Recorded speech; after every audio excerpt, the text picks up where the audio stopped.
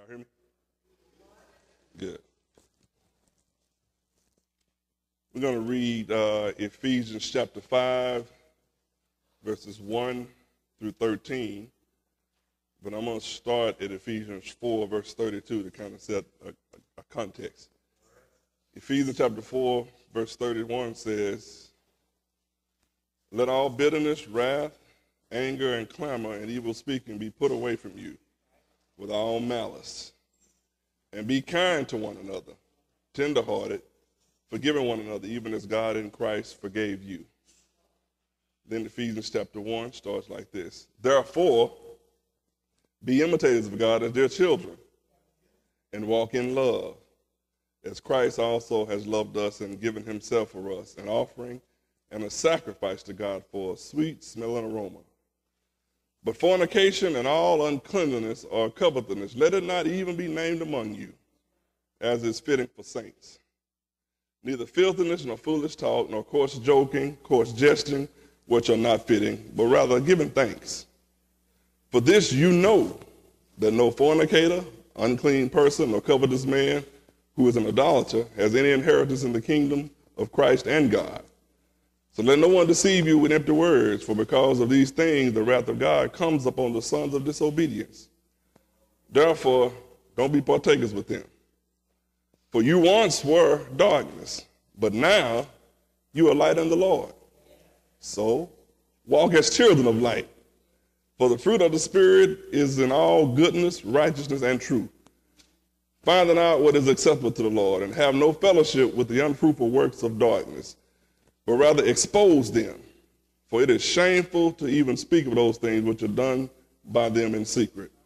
But all things that are exposed are made manifest by the light, for whoever makes manifest is light." And I'll read verse 14. "Therefore he says, awake, you who sleep. Arise from the dead, and Christ will give you light." May God bless the reading and hearing of his word. This is the Lord's Supper day, so I'm committed to being expeditious, but I want to say again, like I always do when I have opportunity to preach, this is humbling for me every time I come up here, because I know where I came from, and I know what abilities I have and don't have. Nothing really special about me, but I know somebody special. I don't know a whole lot, but I know somebody who know everything. I might be big, I'm strong, but I ain't got a whole lot of power. But I know the one who got all power, Lord. So it's just humbling for me to be a part of a church like this that, that allow the members to work out his, gifts and salvation and stuff. So I just appreciate it. And I thank our pastor and the members. But before I start talking about way of introduction, I was listening to Pastor said last week, we got what it takes. I don't know if y'all remember that, or if y'all, got the CD. Then I heard him this morning, in a word, he was just saying this, that we need to, get back on the stick, because we're missing it. Yeah. And I've been thinking about that all the week myself, not just in ministry, but just as Christians in general. Especially black folk. When we go to church, we here today, we're going to take the Lord's Supper, Some of us got big Bibles. Like Pastor was saying, many of us got these devices, got 3 or 4 different translations. Go everywhere, but when we get to the house, when we get to work, yeah, ain't nothing changing. I heard Pastor say this morning, and we just read that we ought to be walking in the light. And I think the books say that we are light, and we are the salt of the earth. But what good is salt if it loses flavor, other than be thrown out and walk up under the feet of men? So I don't know about y'all. I've been thinking about that. I ain't trying, not about legalism, but and I remember when Pastor started saying a couple of years ago, man, if we're just going to be consistent and insist on not walking as children of light, quit calling yourself Christian. And when he first said it, I said, golly, I don't know if I'd have said that, But I get it now, though. We got, just look around in South Dallas, then where I'm from in Tyler on the other side of the track, churches on every corner. Light, right? Yeah.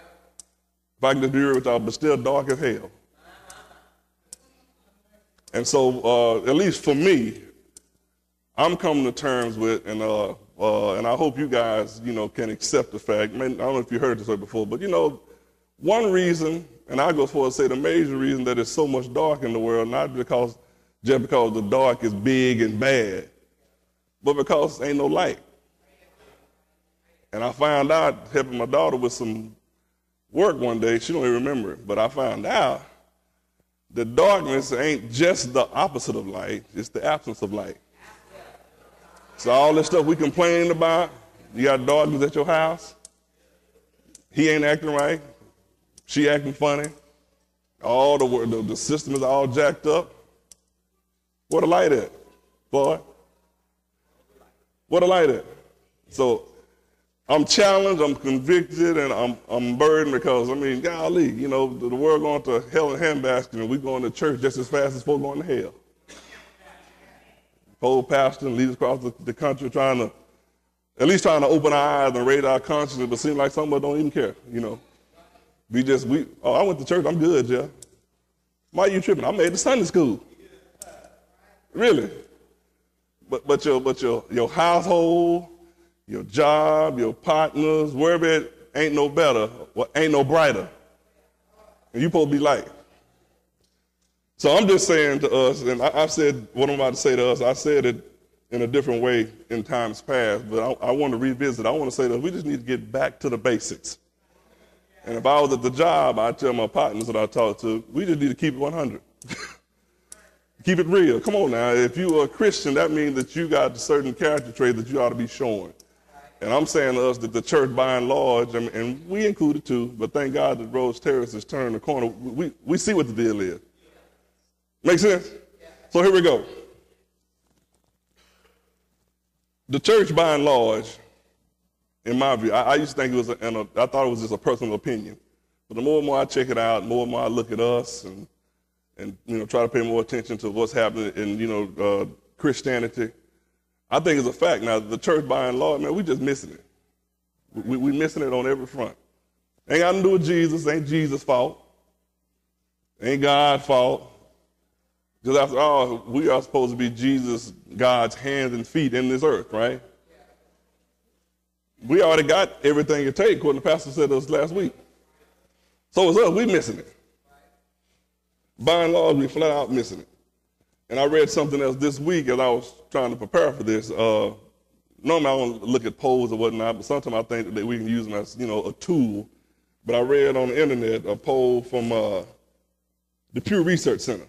I don't know if y'all know about it. I know Pastor probably know about that, but the Pew Research Center, this is what they said. They said that 72% of America, as of September of last year, now say or believe that religion is losing influence.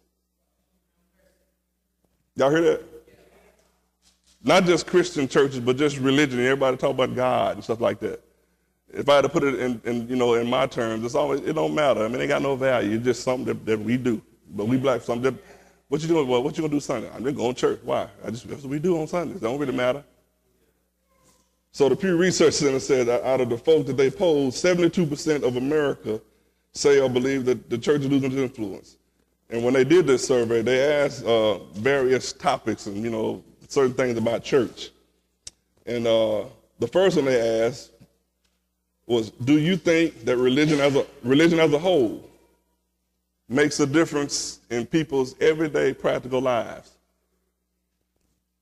And 72% basically said no. So 72%, that's 3/4. So let's just say for easy math, let's suppose there was 100 folk here today. That means 70.2, 72 folk out of 100. Y'all probably would say, I don't really matter. What you here for? It don't matter, Ain't make no difference in our homes. We come and go as we please. You know what I'm saying? And to me, that's messing me up, because I'm a part of the church. And so I thought that was worth revisiting. And then among black churches alone, black folks said, folk that had, some kind of church experience, whether it was, Protestant or Methodist, whatnot, they grouped them all together. 65% of black folk even said the church really don't matter no more. So out of 100, 60 of y'all say it don't really matter. You just show up. And then if you don't say it, you don't say it that way, you can look at your life and see that it really don't matter. I'm just saying. I'm included too. And I'm thinking about my house. You know what my wife and kids will tell you. I'm not trying to become legalistic, but for God's sake, if I'm a Christian, I need to be doing Christian stuff. You know, but I love the Lord. I love his word. Well, how often do you pick up your book this week? What's your top 12? It don't matter. But at the same time, many Americans still say that religion could really affect America if it was working right. So I thought that was interesting. 49% of Americans say that churches and other kind of houses of worship even go on to say that churches would even work better if they would start addressing practical issues.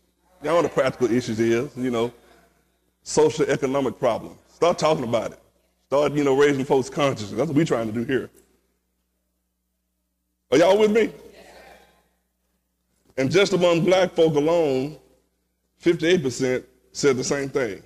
About 60% of black folks said, church will probably be even more beneficial, and I'm putting in my own words, if they just quit just going to church. Just going to church just because it's Sunday. But not really making a difference in your home practically. Ain't making a difference how you deal with the world. Are we condemning? Pastor's talking to us about, about being careful how we sending folk to hell. Homosexuals and this. But you got something too.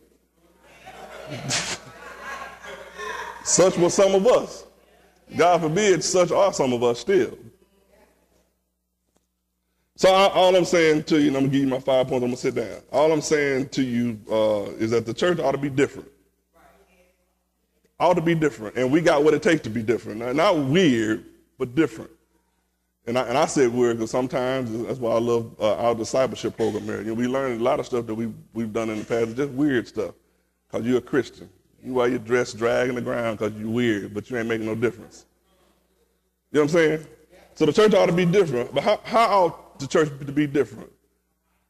In your lifestyle. Your lifestyle ought to be lighting it up everywhere you go. That's all I'm saying.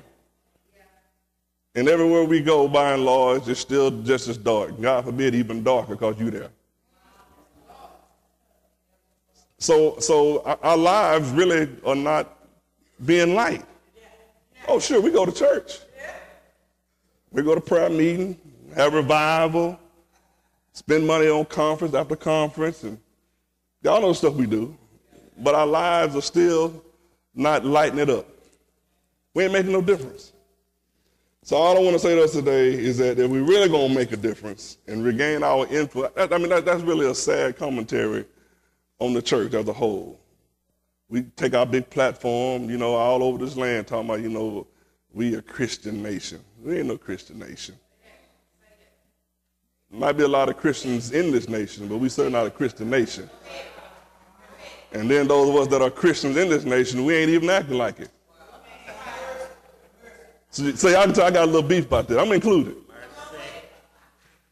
You know what I mean? People tell me, anyway, I'm at my job, people try to run up on me, you preaching. Well, yeah, I am, but just slow down. You're a Christian too, so don't try to dump it on me. Why don't you go home back to your wife? Why don't you forgive your husband? Why don't you quit criticizing your preacher? You know what I'm saying? Anyway, so that's all I want to say. We need to get back to the basics. We need to keep it real. We need to just keep it 100. Put first things first. And so what is that for the Christian? Pastor's already said it several times this morning. I just kind of chuckled. I said, wow, I guess we're on track. For the Christian to get back to the basics, that simply means that we need to be walking in love in everything we do. Did y'all hear what I just said? Ain't about going to church while we ought to go to church. It ain't just about the act of fasting while we ought to fast. It ain't about all this religious stuff to somehow show that but it's about walking in love. Because at verse 1 said, therefore be imitators of God. That word means to mimic God, to follow God's pattern, to walk just like God walked, to walk the way Jesus walked, the embodiment of God on this earth. And that's why I read Ephesians 4:32. It's the opposite of all that other crazy stuff. Being angry, being crazy, foolish talk. If you're walking in love, your life ought to be just the opposite of that. So mimic God. That means to imitate, to walk in love. Y'all know what walk means. You conduct yourself. Lord, help me not to be bad. Well, you got what it takes. Just choose not to be bad. Ask God to help you. If you need some deliverance, God will give it to you. But I'm suggesting to a lot of this stuff that we do, we just walking all over in the flesh, walking all over in our selfishness. But God is saying that we are called and have what it takes to walk in love. Walk in love as little children, he says. What do little children do? I mean, until we mess them up. But children come here wanting to do nothing more than to be like and to please their parents. And I thought about it. I said, wow, that's just amazing. Lord, here I am talking about that you my heavenly Father. And when I look at my life, I act like I don't care about pleasing you one bit. But I can't wait to get to church, though. So if you are a child of God this morning, if you're going to get back to the basics and you're going to start influencing your world, you got to show the world love. You got to light your world up with love. So let's talk about that a little further. I mean, what does he mean? Ladies and gentlemen, but ladies, love just ain't no emotion, y'all. We got to get over that. I feel it all over me. I remember when the first time I came here and Pastor hit me up, he said, well, it could be that chili dog you ate that you feel. But yeah. But this kind of love that God is calling us to and God has enabled us to and have given us what we need to do, he's talking about agape love. That's action, y'all. That's a choice. And when I was looking at this, I was looking at when Jesus was praying in the Garden of Gethsemane. I knew that he had asked that this cup be taken away from him, But I didn't realize that in that prayer, he asked that on three different occasions. So why is that important? To me, it was important. It showed me, his humanity, but it also showed me the greatness of his love. Because each time he said, let this bitter cup pass from me, he backdoored and said, but nevertheless, that your will be done. That's action. So y'all, love is not an emotion or warm fuzzies. God didn't call us to walk in love and feel good about it. Walk in warm fuzzies. No, he didn't say that. We got to walk in love, walk in light, walk by faith. Are you with me? And to further expand on it, then I'll move on to my next point. Not only is love action, but watch this now. Love is action always toward people. Here we go. Boy, I love my car. I love Rose Terrace Church, the building. No, that ain't love. I don't know what that is. But real love is action always toward people. That's what I always say you love me all you want to, but how you treating me? Say I love Teresa all I want, but I don't never go home. Well, maybe I go home, but I'm detached when I'm home. I love Rose Terrace. How often do you show up? When you show up, how often do you give what you got to bring to the table? That's still the truth. We're talking about making a difference now. This is for church folk. This is for folk that claim to be Christians. And, well, we got to pray for the world because we don't want the world to go to hell. Well, we ain't making no impact on them. We ain't showing them no true alternative. I listened to one commentator say this week, and I would agree. It's hard for the most part to tell the difference between church folk and unchurched folk. We do the same thing, go to the same places, talk the same language, and then come together to church on Sunday morning. But love is action, y'all. And love is action, and it's always relationship kind of action. John 3:16 said what? For God so loved the world. What, that he felt good? No. That he gave his only begotten son. That's love. While I was yet in my sin, Christ died. Because it felt good? Because he so loved the world. By this, all men will know that you are my disciples. By how you feel about one another? No. How you love one another. Are y'all tracking with me this morning? Jesus said, if you love me, you will keep my commandments. I ought to sit down right there. How good are we obeying what thus says the Lord? I'm like, don't raise your hand up. We make excuses, we justify it. Lord, know my way. Yeah, he sure do know your heart. He know that you ain't loving him. He also says, if anyone who loves me, he will keep my teachings. But God demonstrated his love toward us. Come on now. How are we demonstrating love? Love does not delight in evil, but rejoices with truth. For Christ's love compels us. And so on and so on. So all I'm saying, as I rush on, everything that we do as a Christian, our first point of reference has to be love. Because the Bible says God is love. And I was thinking about this too. No, unless I missed it, and I could have, but I think I'm going to talk on this point. There's nowhere in the Bible where you see a long, drawn-out definition of what love is other than God is love. Now, you see a whole lot of places what love ought to look like. You hear what I'm saying? But God is love. And where God is, there's love, and where love is, there's light. So I'm saying that's what we need to get back to. We need to start lighting up our world so we can regain our influence. We can't even talk to the world today. Think about it. Many folks shut you down. You start talking about come to my church. And better not say come to Jesus. They look at you like, really? Jesus look like you? So let every act in our lives be characterized by love. And one of the chief characteristics of love is total selflessness. I didn't say selfishness. I said selflessness. It ain't about how you feel now. Yeah, you got real feelings, but it's about giving over your feelings and taking on the life of Christ. That's how you do it. That's how pastors come here all these years and sometimes feel like leaving and quitting like many of us do. But it's about a selflessness. That's love. That's a choice. Giving yourself over as a pleasing sacrifice unto God for him to do whatever that he wants to do with it. That makes sense? Okay, and so as you do that, your life it ought to and will begin to exemplify certain characteristics. And in verse 3, he tells us what is shown up ought to no longer be looking like. Fornication, uncleanliness, and covetousness. God says when you start to get back to the basics and loving him and loving your fellow man, loving God with all your heart, that in order that you can make a difference, that people see Christ in your life, this stuff is no longer part of your MO.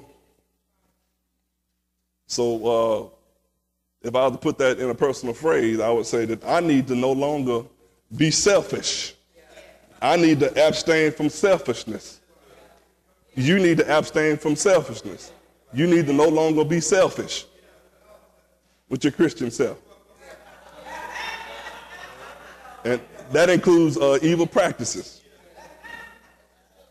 Now, granted, he only gave a few in the list, and it's not exhaustive, but I'm being subjective. I would imagine when he wrote this to Ephesus, they probably were just like us, struggling with some of this stuff, just struggling. But he said, fornication. That's the word we get pornography from, pornea. And I said, well, and I don't know if you guys know, but it don't just stop there. Well, I don't look at porn, but it's more than that. Fornication, pornea, it also implies premarital sex, but at the same time, any kind of illicit sexual act. So you might not, sneak and watch your movie, but if you're doing something else that's illicit, I'm just talking real talk. That ought not be how you roll. That includes extramarital sex. Y'all know what that means. You got a spouse to do that with, and you do it with somebody else. Even self-gratification.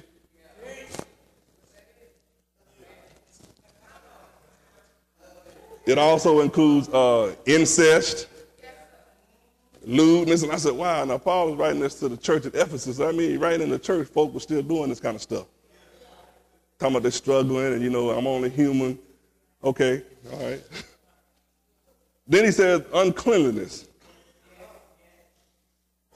And I said, wow, and as I was preparing for that, I said, and as I was, pulling out the words and whatnot, it seemed to me that one of the biggest struggles in that church, the Ephesus, and I would imagine the same here, is not just with money and stuff, but this sex thing. Because this word uncleanness didn't directly speak to, keeping your house clean. You ought to keep your house clean, but he's talking about being nasty sexually. You being bad. It refers to any illicit desires or lust. Well, I might think about it, but I ain't did it. But if you're thinking about it all the time, you're wrong too. You're playing with it, y'all know how we do. We roll over and fantasize about it. That's uncleanness. Refers to any illicit desires or lust. That means any illicit or great desire from a sexual perspective. And I realized something else too, and this might shock us too. But even from a spiritual perspective, because in this context, they had false teachers in there saying stuff about how it's okay. They're trying to bring temple prostitutes in and whatnot.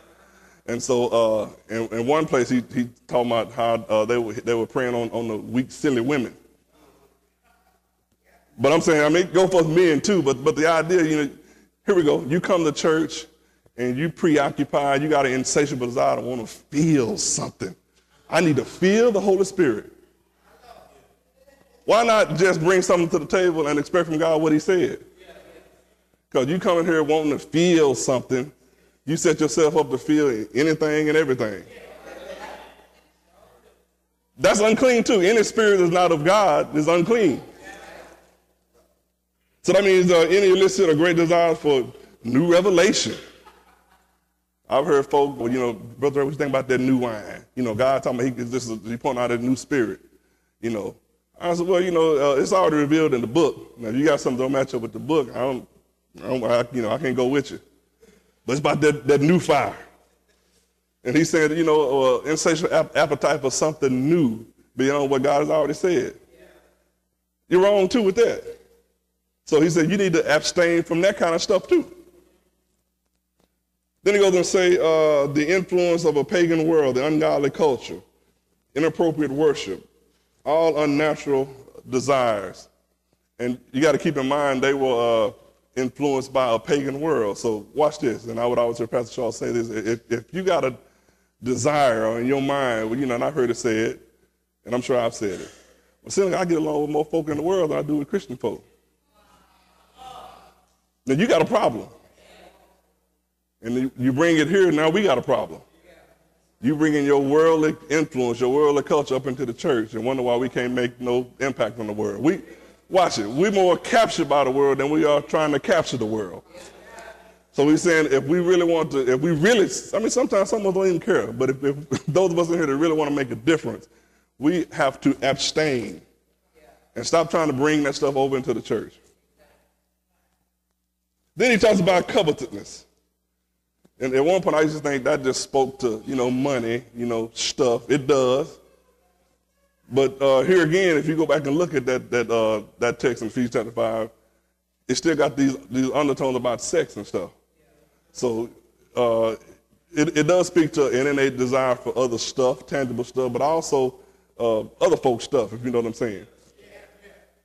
And an ordinary desire or greediness or an excessive indulgence for somebody woman, somebody man, somebody daughter, somebody wife. That's just what it is, Well, we're two consenting adults. Well, you did wrong, two consenting adults.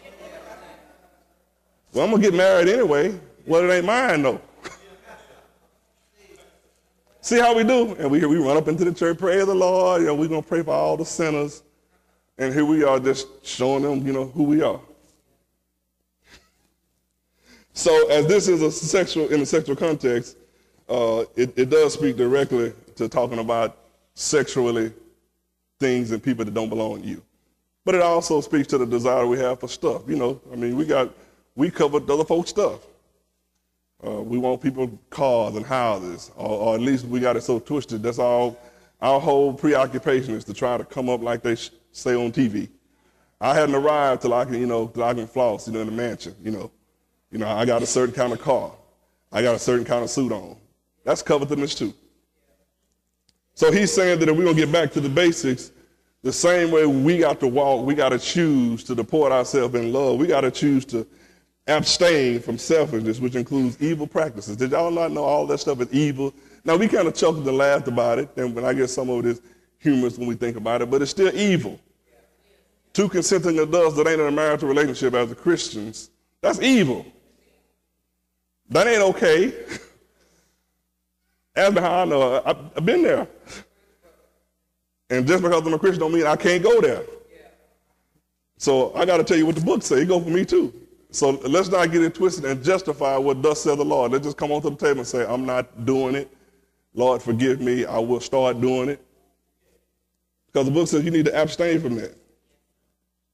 Then he even goes on to say in verse 4, he talks about our speech and how we talk. Boy, that showed up to get us in trouble. Okay. Your conversation. Your conversation is just like your conduct. In short, your conversation tells the whole world who you are. Go ahead and dress yourself up. You know, get all fly and everything, but you out there talking, especially when you get around your partner. Oh, you really talking your stuff now. And wonder why folks don't want to listen to you. They heard you over in the corner with your partners. And then you come here, praise the Lord, everybody, you know. So he said, you need to watch your conversation. Filthiness, foolish talk, jesting. Y'all know what filthiness is. You just obscene. You can be them big long words or them hard short words. Foolish talk, just senseless, stupid stuff. Now, I don't mean that you got to be legalistic and every word got to be John 3:16 and I'm blessed of the Lord and highly favored. It don't mean that. But as a Christian, as you walking in the light, your whole conversation ought to be about light, lighting stuff up, building stuff up. We ain't got time to be talking foolish talk. Okay, talk about the game, Super Bowl and all that. But somewhere you talking about the Super Bowl, let's talk about the light. It's the truth. And so foolish talk, watch this, is always destructive too. Well, I ain't cut nobody down. Well, you ain't built them up, so what's the opposite of building up? Turn down. See how we miss it? And we just sending everybody to hell, but we missing it. I had to kind of push one of my sisters back, running me up on with the preacher business. I said, well, you know, don't know your husband, don't live at your house. I'm doing the best I can to be right at my house. I said, but one thing, that you just take it from a man and a husband, quit just giving your husband to the Lord, honey. That's foolish talk. All you really saying is ain't no hope for him. You asked him, he'll tell you that. Well, the only person can fix you, honey, is Jesus. I just give him to you. That's foolish. You ain't built him up that way. So it ain't got to be all dirty and vile. It could be something that we done dressed up. So foolish talk is anything that's destructive. So your conversation ought to be about light and it ought to be constructive. Because at the end of the day, the book says that every idle word that men shall speak, you're going to give account for it. Maybe you didn't cuss, but everything you said wasn't edifying either. So God going to hold you accountable for that. Then jesting. And I must admit, I've been guilty. And y'all know that's just simply wordplay. You say something cute, but you got a real other kind of meaning for it. Wordplay designed for saying something one way, but meaning something different. Poking fun on the cool. I ain't just said you got a big head. I ain't just said you musty or nothing, but I done fix it up and dress it up. You know, y'all know how we do. We all, come on now. And something as small and as harmless as we like to think that is, God is saying, we ain't got time for that either. So what's the contrast? Your speech ought to be about gratitude, giving thanks, and about lighting it up. For all believers are revealed by our consistent and genuine gratitude. So if nobody ever, and that's what I'm saying. It's not that your conversation ought to be filled with verse and scripture and all of that, but at least the essence from that. People ought to see you as different, not weird. They ought to see you be able to go through the same hell they're going through, but not pulling your hair out. Not ready to go left on somebody. Not ready to put my hands on them. You know, y'all know how we do. So be mindful of your speech and how you talk, because your speech and your talk, just like your conduct, says to the world who you are. That's just what it is. And then as a consequence, we lose our voice, we lose our influence, and so here we are, going to church and making no impact. And I really think, this is my personal opinion, when those of us that really are saved, can speak for, if we saved, when we go to meet Christ at the judgment seat, I think that's one of the things that if not the biggest thing, he's going to hold us accountable for. It ain't, well, Brother Andre, how many times were you late? Well, I mean, I think that's some secondary stuff. But I think it's going to be more about, well, how did you live your life? Did your life light up anything or anybody, any place while you were there? That church you went to, you say you love so much, did you help it grow in any kind of way, or you just came and sat there? Y'all hear what I'm saying? Because we are members of one body. If all your members just sat there, you wouldn't be no good for nothing. If salt didn't have no flavor, what you need it for? If the light don't work, what you going to do with it? And then moving to a close, you got to, in light of that, you got to stay mindful that your lifestyle is proof of your kingdom inheritance. We got to be careful there. I mean, say what you want to say. Intentions, I guess they okay. Some of us mean well, don't mean no harm, but the proof is in your lifestyle. And the backdrop behind that, they had false teachers in there who basically was telling them otherwise. It's okay to do all that. We the one that got the secret knowledge of God, and we tell you how to live. But Paul was saying, but no, say what you want to say, but if you live a certain way, that's what points you to where your inheritance is. In other words, the idea is not try to be legalistic and try to, earn your way to heaven. But the way you live your life is saying that you are already on your way. That's the point. So he said, don't you be deceived and believe in the folk, even yourself. You persistent in your sin. Here we go. Well, I just needed some deliverance, Jeff. I needed deliverance when I was 9, and now I'm 89. I still need deliverance. I just might not be saved and on my way to hell. Don't be deceived by that foolishness. Does that make sense? I don't care what it is. Well, I'm only human, and I just love these women, man. My wife understands. And that's been my testimony, how I roll from here until my deathbed. I might have a rude awakening, a rude reawakening. So what's the point? He said that you got to understand that no fornicator, no unclean person, no coveter, those are all states of beings. Those are nouns. It don't mean that, and it don't give you license to, but it doesn't mean that you won't have moments where you walk in carnality, you do something stupid. Got that. But a way of life. In other words, if you always slipping up, then you just a slip-upper. You know what I'm saying? And so you need to deal with that. So he's saying to us that you need to really check yourself. Quit looking at everybody else. If you are rolling this way, just come on to the table and say, Lord, I got to deal with this. Either I hadn't met you, or I'm in a serious backslidden state, or something. But he's saying here that don't be fooled that neither fornicators or any unclean person or covetous, they ain't going to inherit the kingdom.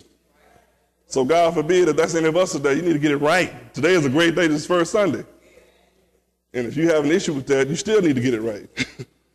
And something else he said, an idolater. And I thought that was interesting. After he said all of that, he said a coveter is an idolater. And I said, what does that mean?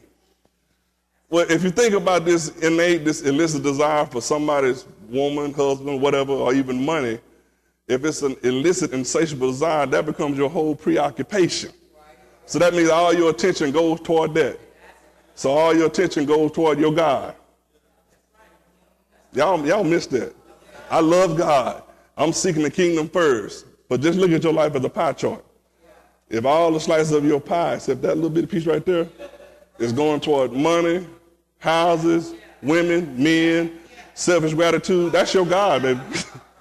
So you are a classic case of an idolater. Y'all hear what I'm saying? When your life becomes so preoccupied, in this context, he was talking about sex. And I said, wow, boy, them folk, everything it was all about sex. And when I further looked at it, even think about it. Maybe you don't act it out, but if everything that you talk about, you think about, is all wrapped around, it got to be sex this and sex that, and sex this. Then maybe sex is your God. And then he goes on to say, if you know people like that, God forbid it's you. If you know people like that, don't be partakers with them. Because he said if a person is an idolater, or if he's a fornicator or a coveter, he fits in the class of sons of disobedience. That means the devil is his daddy.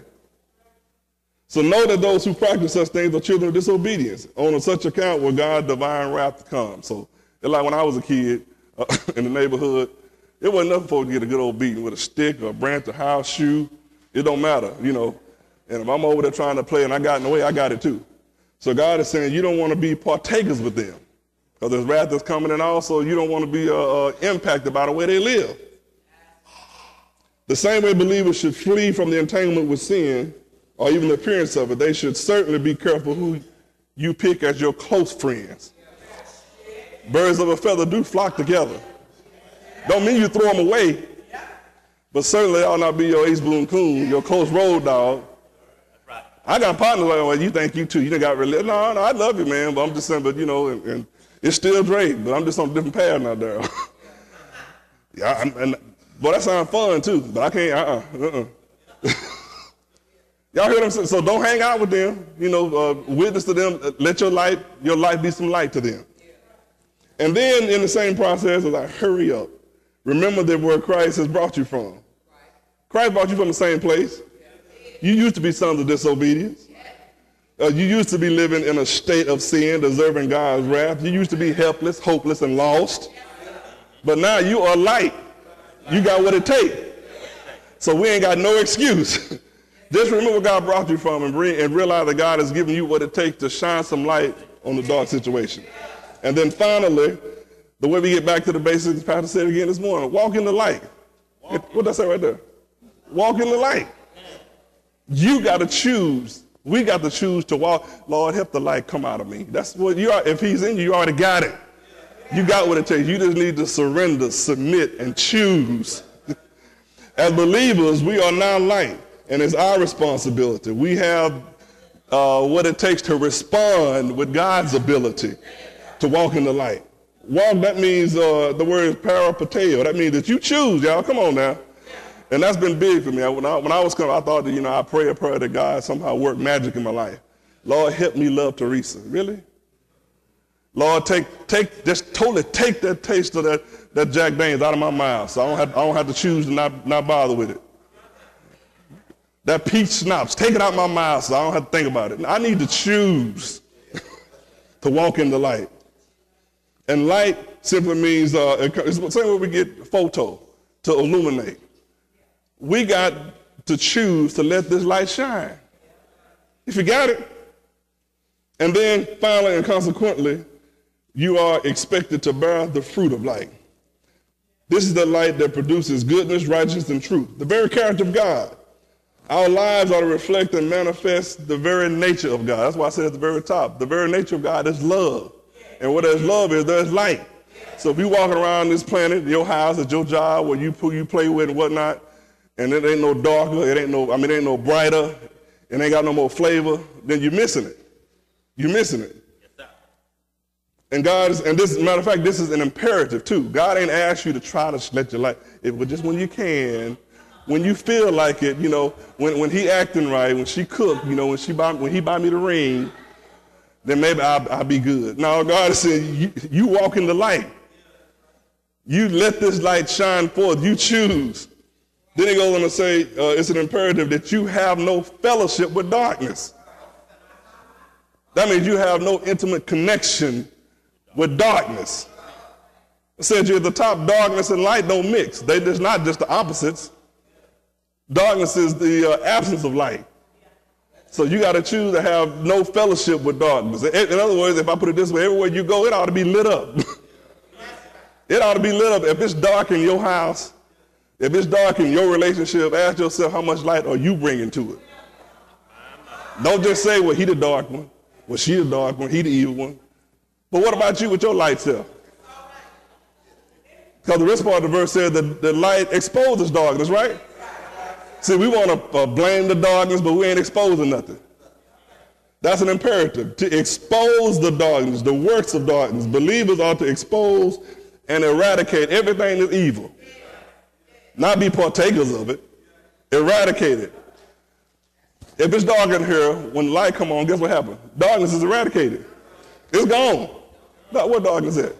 And God is saying that's what we need to do. So in conclusion, there's only darkness, there's only hell and chaos and all these things that we claim we're so concerned about because there's a lack of love and light. And if we're going to make a difference, if we're going to regain our influence and be able to really speak to, I mean, in general, the world ain't thinking about us no more. I'm not being critical, I'm just saying. I mean, if it's like that in the marketplace where I work at, you know, folk, and you ain't got no problem telling me, well, I don't go to church, but I'm spiritual. That's a serious allegation on those of us who claim to be light bearers. So if we're going to make a difference, we got to start exercising some Christian responsibility. And so if we're going to begin to become more purposeful, more practical, and a more positive influence in the world, we got to get back to the basics. Not religion, but just simply love and light.